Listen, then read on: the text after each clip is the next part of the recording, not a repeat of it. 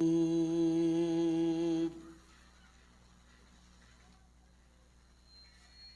الله الرحمن الرحيم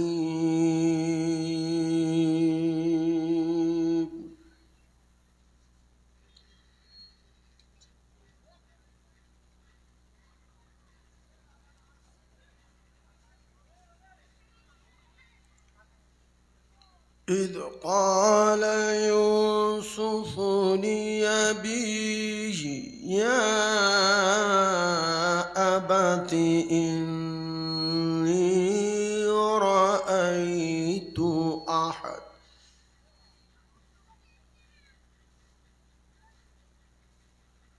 أحد عشر كوكبا والشمس والقمر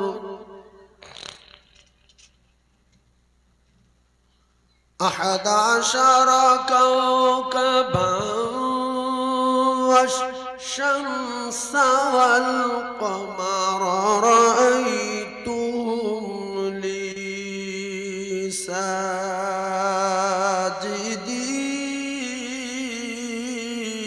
ساجدين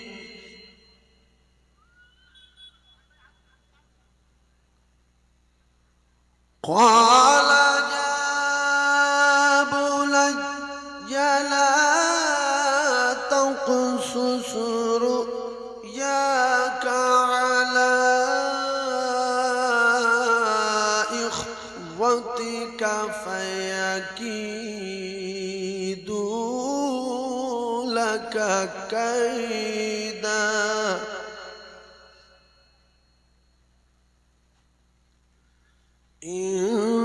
إن الشيطان للإنسان عدو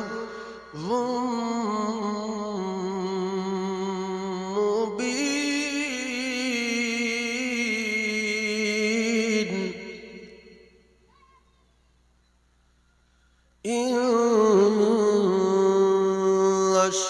الشيطان للإنسان عدو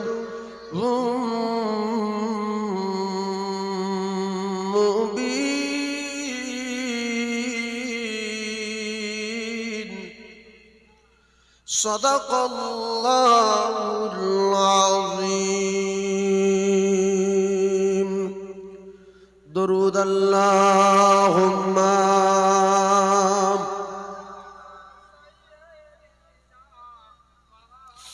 وعلى آل سيدنا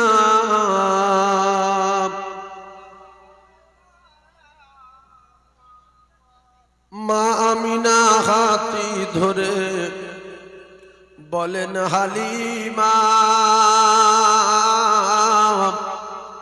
মা আমিনা হাতি ধরে বলেন হালিমা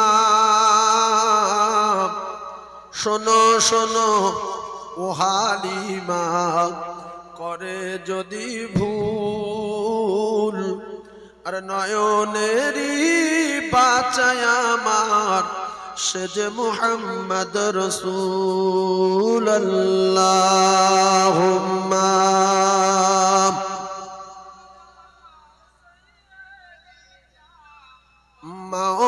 مولانا محمد وعلى آل سيدنا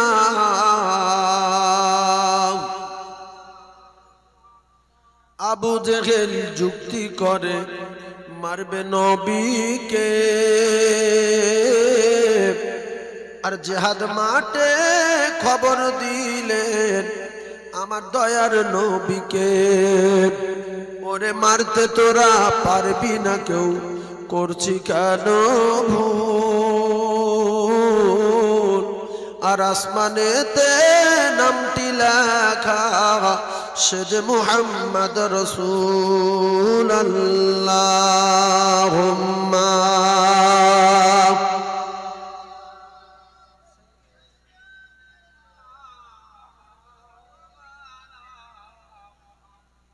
وعلى آله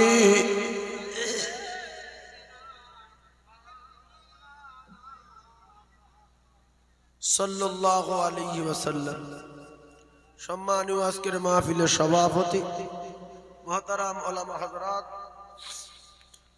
উপস্থিত আমার দিনদার নামাজি পরেজগার মুমিন মুত্তাকি আল্লাহ বাওয়াজির ভাইরা, পর্দা নশিনা আল্লাহ ভিরু আম্মা জান ও বোনেরা, আল্লাহ তাবারক তাআলার দরবারে লাখ কোটি শুকরিয়া আদায় করি, যিনি আমাদের মতো কিছু ভালো মানুষদেরকে বাঁচাই করেছেন বিভিন্ন গ্রাম থেকে, বিভিন্ন বংশ থেকে, বিভিন্ন গোত্র থেকে, ভালোবেসে রহমতের দৃষ্টিতে তাকিয়ে রহমতি মজলিসে বেহেশতের বাগানে ফেরেশতাদের সঙ্গে বসবার মতো তৌফিক এনায়েত করেছেন।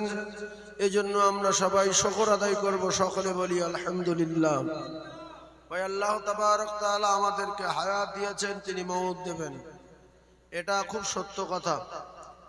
কারণ পৃথিবীর জমিনে কেউ কোনো কায়দায় বাঁচতে পারেনি, তবে কখন মওত দেবেন, কোন টাইমে দেবেন আমরা কেউ জানি না। আমরা কোরআন মানি, হাদিস মানি, সব মানি, কিন্তু কোরআন হাদিসে লেখা নাই যে কে কবে মরে যাবে। কোরআনে লেখা আছে কি? হাদিসে কোরআনে কোনো জায়গায় লেখা নেই কে কবে মরে যাবে। শুধু যাবে এতটুকু বুঝে নাও। শ্বশুর বাড়ি গিয়ে মরে যেতে পারে, বাজারে গিয়ে মরে যেতে পারে, মাছ ধরতে গিয়ে মরে যেতে পারে, কুমুরি টেনলে যেতে পারে, জঙ্গলে গিয়ে বাঘে খেয়ে নিতে পারে, হঠাৎ করে গাড়ি অ্যাক্সিডেন্ট করতে পারে, হার্ট অ্যাটাক হতে পারে। যে আমি সুস্থ পরে মরবো, আমার বাপ মরবে, মা মরবে, তারপর আমি মরবো না। বাপ মা বেঁচে আছে, ছেলে মেয়ে মারা গেছে, এরকম নজির আছে না নাই? বাপ মা বেঁচে আছে, ছেলে মেয়ে মারা গেছে, বড় ভাই বেঁচে আছে, ছোট ভাই মারা গেছে, বড় চাচা বেঁচে আছে, ছোট চাচা মারা গেছে, বড় বউটা বেঁচে আছে, ছোট বউটা মরে গেছে। এরকম হয় না? হয় না? এটা আসলে ব্যাপারটা হলো কোরআন হাদিসে লেখা নেই যে কখন মরবো। সেই জন্য আমাদের মৃত্যুর জন্য প্রত্যেক দিন রেডি হয়ে থাকতে হবে যে আজকেরই মরে যেতে পারি। এটা যদি আমাদের দিলে জায়গা দেই, তাহলে প্রত্যেকটা আমলে মহব্বত পয়দা হবে, যেটাই শেষ, আজকের দিনটা শেষ, আজকের দিনটা শেষ। এই জন্য রাসূলুল্লাহ বলেছেন, যখন তোমরা নামাজ পড়বে মনে করবে শেষ নামাজ, দোয়া করবে শেষ দোয়া, তেলাওয়াত করবে শেষ তেলাওয়াত, খাবে শেষ খাওয়া, শোবে শেষ শোয়া, যা সকাল হবে না। দোয়াদানি পড়ে গুছিয়ে লাইনকে শুয়ে পড়ে। অনেকে নাপাক অবস্থায় শুয়ে পড়ে, অনেকে নাপাক অবস্থায় শুয়ে থাকে। আজরাইল যদি রাত্রি আসে, এসে দেখে যে নাপাক, তো আজরাইল এমন একটা ফেরেশতা, ও নাপাক লোক হলো, আর তার বুকে কুকুরের ছবি থাকলেও, মানুষের ছবি থাকলেও, জানোয়ারের ছবি থাকলেও, অন্য ফেরেশতারা যদি ফিরে যায়, আজরাইল ফিরবে না। কারণ আল্লাহ যখন মাটি আনতে পাঠিয়েছিলেন, বিভিন্ন ফেরেশতারা এসেছিল, সব ফিরে গেছে দয়া মায়া লেগে, যে এত কথা কাটা করছে, নিয়ে দরকার নেই, চল চলে যাই। আজরাইল এসে কিন্তু ছাড়ি না, আজরাইল এসে ছাড়ি না। তো আমরা শুনেছি কুকুরের ছবি, গরুর ছবি, জানোয়ারের ছবি, মানুষের ছবি যে বাড়ি থাকে, সে বাড়ি ফেরেশতা ঢোকে না। তো জান কবজা ফেরেশতা আজরাইল এরকম ফেরেশতা, ও সরের ছবি থাকলেও টুটি টুটি ধরবে কেউ। লা ইস্তাখিরুনা সাআতাও ওয়া লা ইস্তাগদিমুন। কোন জায়গায়, কোন সময়, কোন মুহূর্তে মালাকুল মউতকে আটকানো যাবে না। যদি লোহার দেল তোলা হয়, শীষে গলিয়ে ঘর করা হয়, সেখানে মালাকুল মউত পৌঁছে যাবে। তাহলে বাঁচার কোনো কায়দা নেই, এটাই খুব সত্য কথা, এটাই মনে রাখতে হবে যে আমরা মরে যাব। 20 ভাই হলে মরে যেতে হবে, 20 কোটি টাকার মালিক হলে মরে যেতে হবে, এলাকার সবচেয়ে ধনী হলে মরে যেতে হবে, ফকির হলে মরে যেতে হবে, বাদশা হলে মরে যেতে হবে, মৃত্যুর পিয়ালা প্রত্যেকের পান করতে হবে। তবে মৃত্যু যখন আসবে, বলা করে কি আসবে যে মঙ্গলবার যাব, রেডি হ না। শুধু একজন মানুষের ব্যাপারটা পৃথিবী সম্পূর্ণ আলাদা, সেই মানুষটার জান কবজা করতে গেলে বলা কওয়া করতে হবে। সে লোক যদি রাজি হয় তাহলে জান কবজা করবে, যদি রাজি না হয় আজরাইলে ফিরে যেতে হবে।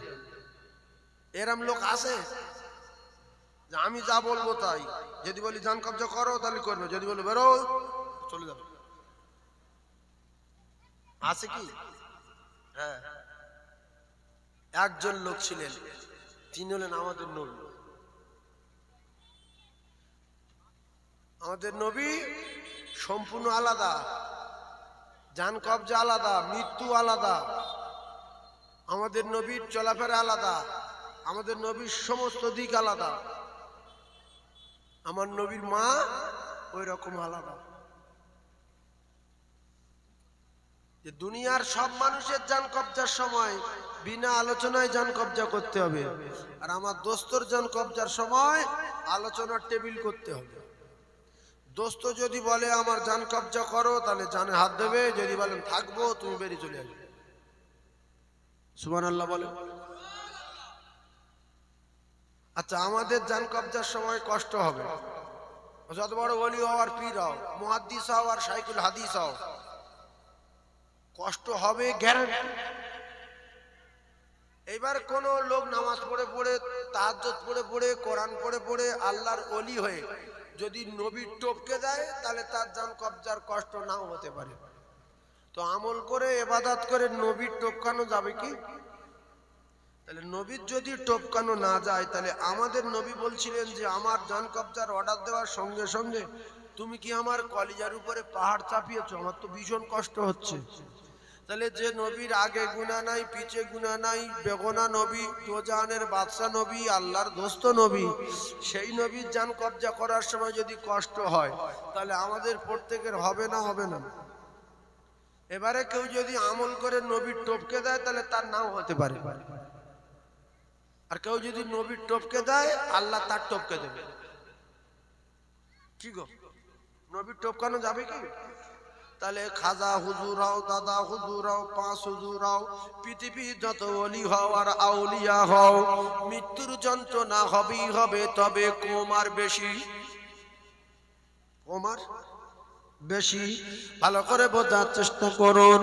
একটা জিনিস আমাদের মাথায় আছে যে নবী আমাদের মতো, আমরা যেরকম নবী সেরকম না, না না, এটা নোংরা কথা। নবী মানুষ বটে কিন্তু আমাদের মতো না, আলাদা মানুষ। তাহলে আমরা যদি নবীর মতো হতাম, নবীর গায়ের ঘাম বাস, আমাদের গায়ের ঘাম গ্যাস, নবীর পেশাব ঔষধ, আমাদের পেশাব চারশায় বিষ, নবীর পায়খানা বাস, আমাদের পায়খানা গ্যাস,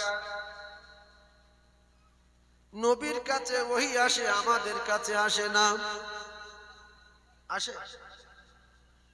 এক বলি কি করে? আচ্ছা, নবীর আল্লাহ সম্মান দিয়েছে, নবীর আল্লাহ মাকামে মাহমুদ দিয়েছে, আমার নবী দোজাহানের বাদশাহ করে দিয়েছে, আমার নবীর হাউসে কাউসারের মালিক বানিয়ে দিয়েছে, তাতে আমাদের অসুবিধাটা কি হচ্ছে? এইটাই কিছু মানুষের কাছে অসুবিধা। আপনারা শিক্ষিত মানুষ, জ্ঞানী মানুষ, বুঝবেন। নবীর বড়ত্বর কথা বললে, নবীর গুণের কথা বললে, নবীর জ্ঞানের কথা বললে, নবীর পাওয়ার আর সম্মানের কথা বললে কিছু মানুষ রেগে যায়, অত নবীর বলবে কেন? তো আমরা যদি নবীর নামে দুর্নাম করে করে, বদনাম করে করে সারা জীবন চলি, নবীর কি ছোট করা যাবে? আর নবীর নামে অনেক কিছু বললে নবীর কি অনেক বড় করা যাবে? নবীর যা করার আল্লাহ করেই দিয়েছে, নবী যা করার আল্লাহ করেই দিয়েছে। ভাইরা আমার, বাবাদিরা, পৃথিবীর সমস্ত আলেম ওলামা, মাওলানা মৌলবী সবাই যদি বলে সাধারণ মানুষগুলো আল্লাহ মানি না, নবী মানি না, কোরআন মানি না, সব মিথ্যা, আল্লাহর কসম আল্লাহর একচুল বিউজ্জতি করা যাবে না। আর সবাই যদি বলি আল্লাহ মানি, সবাই কোরআনের হাফেজ, আল্লাহর সম্মান ইজ্জত এক সুতো ঠেলে উপরে তোলা যাবে না। তিনি আল্লাহ আল্লাহ আর নবী নবী। বলুন সুবহানাল্লাহ। আল্লাহর অপমান করা যায়? আল্লাহর সম্মান বাড়ানো যায়? তাহলে বেশি বুড়িমি না করে মৃত্যুর চিন্তায় আমাদের আমল করতে হবে, যাতে করে মৃত্যুটা ভালো হয়, যাতে করে আমাদের কবরটা ভালো হয়। যত বুড়মি করি মরে যাবে, যত চিটিংবাজি করি মরে যাবে, যত ধনী হই মরে যাবে, একেবারে ফকির হলে মরে যাবে। তবে নবী যে আলাদা, নবীর মা ছিলেন আলাদা, তাই বিশ্ব নবী হলেন আলাদা। পৃথিবীর কোনো মা বলতে পারবে না আমার বাচ্চা যতদিন আমার পেটে ছিল, আমার পেটে জীবনে নাড়াচাড়া, যন্ত্রণা, খেচাখিচি, জ্বালা, পেট ভারী, অসুস্থ এরকম হইনি, একটা মা বলতে পারবে না। কিন্তু আমেনা বলছে আমার পেটে যতদিন বাচ্চা ছিল, পেটে যতদিন আমার বাচ্চা ছিল, আমি আমেনা জ্বালা, যন্ত্রণা, ব্যথা, বেদনা আমি কোনোদিন কিছু বুঝতে পারিনি। বলুন সুবহানাল্লাহ।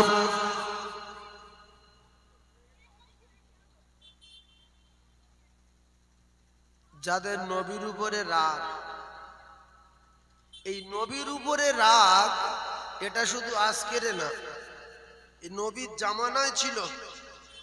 এমনকি নবীর মারধর করেছে বাজে লোক বলে, কিন্তু নবী কি বাজে লোক? নবীর পিটছে যে বাজে লোক, নবীর মারছে গণক, নবীর মারছে মিথ্যাবাদী। এর ভিতর থেকে যারা মেনে নিল, আমার আল্লাহ পাক তাদের জান্নাতের টিকিট দিল। বাকি রাসূলুল্লাহ সব সাহাবীর জান্নাতি ঘোষণা দিল। বলুন সুবহানাল্লাহ। রাসূলুল্লাহর কোন সাহাবী জাহান্নামে যাবে? সব সাহাবী জান্নাতি। তবে টিকিট পাওয়া সাহাবীগুলো আলাদা, আর বাকি সব সাহাবী আল্লাহর জান্নাতি। আর রাসূলুল্লাহ সুসংবাদ দিয়েছে, বাকি আমার উম্মতগুলো যারা আমার চোখে দেখিনি, আমার ভালোবাসে, আমি তাদেরকে সুসংবাদ দিচ্ছি, ওরা যদি আমার মহব্বত করতে করতে করতে করতে স্বপ্নেই দেখতে পায়, তাহলে ওরাও জান্নাতি। জোরে বলুন, আরো জোরে বলেন। এই যে দুটো একটা মেয়ের সঙ্গে ভালোবাসা করে কোন ছেলে খুব চিন্তা ভাবনা করে বলে, রাত্রে সেই মেয়েটা স্বপ্ন দেখে, দেখে তার কাছে ফোন করে বলে, সকিনা আজকে রাত্রি তো স্বপ্ন দেখেছি, তুই আর আমি যেন নদীর পাড়ে বসে গল্প করছি। বলে সত্যি? বলছে হ্যাঁ। আর কি করছে? বলছে না, শুধু গল্প করছে। ভাইজান আমার বাবাদিরা, ও ভাইরা বাবাদিরা, আল্লাহ রসুল বলেছে আমার নামে দরুদ পড়তে পড়তে, আমার মহব্বত করতে করতে, আমার গুণগান করতে করতে, তাসবিহ তেলাওয়াত করতে করতে যদি ঘুমিয়ে যায়, ঘুমের ঘরে স্বপ্নে দিদার যদি আমি নবী আমার হয়ে যায়, আল্লাহর নবী জানান ও জাহান্নামে যাবে না। আমি রাসূলুল্লাহ কথা দিলাম, ওর ঠিকানা হবে আমার আল্লাহ পাকের জান্নাত। আপনারা যতবার সুবহানাল্লাহ বলবেন 20টা করে নেকি লেখা হবে, 20টা গুনাহ মাফ হবে। সাহাবারা বললেন, ইয়া রাসূলুল্লাহ আমাদের 20টা নেকি হবে, 20টা গুনাহ মাফ হবে, কিন্তু ধনী লোকরা তো সাদকা করে আর দান করে, ওদের তো অনেক সওয়াব হয়, তাহলে ওর থেকে আমরা বঞ্চিত। রাসূল বললেন, তোমরা যদি সুবহানাল্লাহ বলো তো দান সাদকা সওয়াব দেওয়া হবে। জোরে বলুন। অফার দেখছে, এই জন্য কিছু লোক সুবহানাল্লাহ বলে না, বসে থাকে। এই যে বসে থাকেন বলেন না, এটা কিন্তু আপনারা লস করছেন, ভুল করছেন। যে সময়টা বলেননি, এই সময়টা যে কেটে যাচ্ছে, জিন্দিগি আর ফিরিয়ে আনতে পারবেন? তাহলে বলবেন, না বললে কার ক্ষতি করতে পারবেন না। এখন যদি ভাইরা মা বাবা দিলাম, আমি একটু রাসূলুল্লাহর জীবনী আলোচনা করতে চাই, একটু বোঝার চেষ্টা করুন আমার নবী কেমন ছিলেন। বিশ্ব নবী হাবিবুল্লাহ আকায়ে নামদার তাজদার মদিনার মা যখন রাস্তা দিয়ে হেঁটে হেঁটে যেতেন, মক্কার মেয়েরা বলতো, আমেনা তুই একটা কথা, সত্য কথা বল, তোর স্বামী মরে যাবার পর থেকে তোর শরীর থেকে এত আতরের বাস বাড়ায়, আতর তোরকে দিয়ে যায়, এত দামি আতর কোথায় পাস বল? আমেনা সত্য কথা বলে, আমি আমেনা আতর কোনোদিন ব্যবহার করি না, আমার বাড়িতে খাওয়া হয় না, আমার বাড়িতে বাতি না, আমি আমেনা আতর কোথায় পাবো? কেউ বিশ্বাস করে না, এত খুশবু বার হয়। অবশেষে দেখা গেল আমেনা শাশুড়ির কাছে বিচার দেওয়া হলো। ও আমেনার শাশুড়ি মা, আব্দুল্লাহর মা, একটা কথা শুনে রেখে দাও, তোমার বৌমা আমেনা এত দামি দামি আতর মাকে টাকা কোথায় পায়?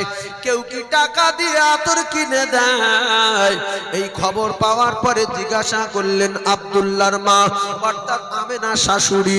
ও মুসলমানেরা, বৌমাকে জিজ্ঞাসা করার পরে বৌমা বললেন, মা আমি আতর কোনোদিন মাখি না, তবে কেন আমি জানি